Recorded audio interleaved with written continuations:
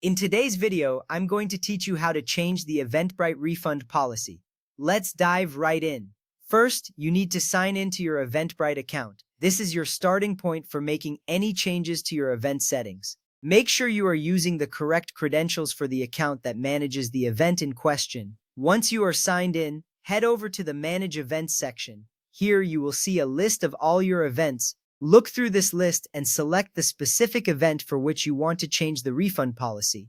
This step is important because each event can have its own unique settings. Now that you have selected your event, open your event dashboard. The dashboard is your central hub for managing everything related to your event. From attendance to financials, it all lives here. Navigating this space efficiently will save you time in the long run. Next up, locate the refund policy, which might also be labeled as refund settings. You will find this under the Payments and Tax section. This area controls how money is managed for your event, so it's crucial to get familiar with it. At this point, you need to select the refund policy that best fits your needs. You have several options to choose from. You can allow refunds up to 1 day before the event. This option is useful for events where last-minute changes are common. Alternatively, you might opt for refunds up to 7 days before the event, which provides a bit more security for your planning. If you want to offer even more flexibility, consider allowing refunds up to 30 days before the event. This can encourage more signups as attendees feel confident in their ability to change plans. Another option is to handle refunds on a case-by-case basis.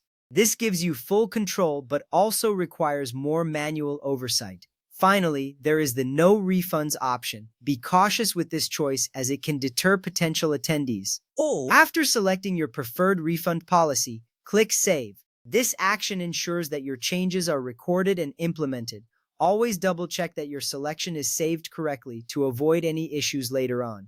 Now here's an important note. If your event has already been published, you can only change the policy to a more flexible one. For instance, you can switch from no refunds to 30-day refunds, but you cannot make the policy more restrictive without taking additional steps.